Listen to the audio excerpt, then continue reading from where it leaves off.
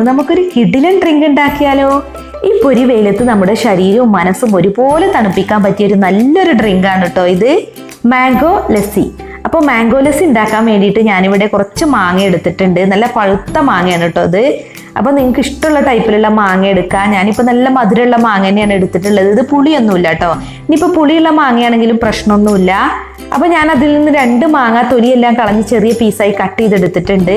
അപ്പോൾ ഈ മാങ്ങ ഇനി നമുക്ക് മിക്സിയുടെ ജാറിലേക്ക് ഇട്ട് കൊടുക്കാം. പിന്നെ നമുക്ക് ലസ്സി ഉണ്ടാക്കാൻ വേണ്ടത് ഐസ് ക്യൂബാണ്. ഞാനിപ്പോൾ ഒരു 8 ഐസ് ക്യൂബുകളാണ് ഇവിടെ എടുത്തിട്ടുള്ളത്. പിന്നെ പഞ്ചസാര വേണം. അപ്പോൾ ഞാനിപ്പോൾ 1/2 കപ്പ് പഞ്ചസാരയാണ് കേട്ടോ ഇതിലേക്ക് ചേർക്കുന്നത്. അപ്പോൾ നല്ല മധുരം വേണമെന്നുണ്ടെങ്കിൽ 2 ടേബിൾ സ്പൂൺ പഞ്ചസാരയൊക്കെ കൂടുതൽ ചേർക്കാം. ഇതിപ്പോൾ അത്യാവശ്യം നല്ല മധുരത്തിൽ തന്നെയാണ് ഞാൻ ഈ മാംഗോ ലസ്സി ഉണ്ടാക്കുന്നത്. അപ്പോൾ പഞ്ചസാര മിക്സിയുടെ ജാറിലേക്ക് ഇട്ടിട്ടുണ്ട്. ഇനിയിപ്പോൾ നമുക്ക് ലസ്സി ഉണ്ടാക്കാൻ മെയിനായിട്ട് വേണ്ടത് തൈരാണ് കേട്ടോ. അപ്പോൾ പുളിയില്ലാതെ നല്ല കട്ട തൈര് വേണം നോക്കിയിട്ട് എടുക്കാൻ. ഞാനിപ്പോൾ മിൽക്കി മിസ്റ്റിൻ്റെ കേടാണ് എടുത്തിട്ടുള്ളത് കേട്ടോ. അപ്പോൾ യോഗർട്ടാണ് നമ്മൾ ലസ്സി ഉണ്ടാക്കാൻ വേണ്ടിയിട്ട് എടുക്കേണ്ടത്. പുളിയുള്ള തൈര് എടുക്കുകയേ ചെയ്യരുത്. നല്ല കട്ട തൈര് വേണം എടുക്കാൻ. നല്ല ക്രീമി ആയിട്ടുള്ള തൈര് വേണം എടുക്കാൻ. ഞാനിപ്പോൾ 400 ഗ്രാം തൈരാണ് കേട്ടോ അതിലേക്ക് ചേർക്കുന്നത്. കണ്ടില്ലേ, ഇത് നല്ല കട്ടയായിട്ടാണ് ഈ തൈര് ഇരിക്കുന്നത്. പുളി ഒട്ടുമില്ലാത്ത തൈരാണിത്. അപ്പം നമുക്ക് ഈ കട്ടത്തൈര് വേണമെന്നുണ്ടെങ്കിൽ വീട്ടിലും ഉണ്ടാക്കാം. പുളി വെക്കുന്നതിന് മുമ്പ് തന്നെ നമ്മൾ തൈര് എടുത്തിട്ട് ലസ്സി ഉണ്ടാക്കിയാൽ മതി. പുളി വെച്ച് കഴിഞ്ഞാൽ പിന്നെ ലസ്സി ഉണ്ടാക്കാൻ പറ്റില്ല കേട്ടോ. അപ്പം ടേസ്റ്റ് ഉണ്ടാവില്ല. അപ്പോൾ തൈരൊക്കെ മിക്സിയുടെ ജാറിലേക്ക് ഇട്ടിട്ടുണ്ട്. ഇനി ഇതിലേക്ക് ഒരു 1/2 കപ്പ് നല്ല തണുത്ത വെള്ളം കൂടി ഒഴിക്കുന്നുണ്ട്. തണുത്ത വെള്ളം വേണം കേട്ടോ നമ്മൾ ഇതിലോട്ട് ചേർക്കാൻ. അപ്പോൾ വെള്ളം കൂടി ഇതിൽ ചേർത്തിട്ട് നമ്മളിത് നല്ല പോലെ ഒന്ന് അടിച്ചെടുക്കണം. മാങ്ങയും തൈരൊക്കെ നല്ല പോലെ ഒന്ന് അരഞ്ഞു കിട്ടണം. അപ്പോൾ ഇതൊന്ന് അടിച്ചെടുക്കട്ടെ. ഇതിപ്പോൾ ഞാനിവിടെ നല്ല പോലെ അരച്ചെടുത്തിട്ടുണ്ട്. കണ്ടില്ലേ, എന്ത് ഭംഗിയാണ് കാണാൻ. നല്ലൊരു യെല്ലോ കളറാണ് കിട്ടിയിട്ടുള്ളത്.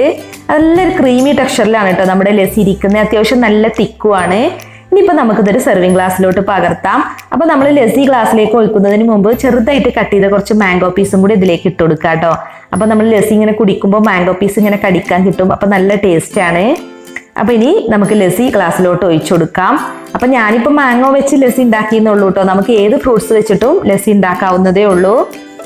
മാംഗോ ലസ്സി ഒന്ന് ഗാർണിഷ് ചെയ്യാൻ വേണ്ടിയിട്ട് ഞാനിവിടെ കുറച്ച് ബദാമും പിസ്തയും ക്രഷ് ചെയ്തെടുത്തിട്ടുണ്ട്. അപ്പോൾ നമ്മൾ മാംഗോ ലസ്സിയുടെ കൂടെ പിസ്തയും ബദാമും ഒക്കെ ചേർക്കുകയാണെന്നുണ്ടെങ്കിൽ ഒരു പ്രത്യേക ടേസ്റ്റാണ് കേട്ടോ. അപ്പോൾ ഇതിൻ്റെ മുകളിലേക്ക് നമുക്ക് ക്രഷ് ചെയ്ത ബദാമും പിസ്തയും ഇട്ട് കൊടുക്കാം.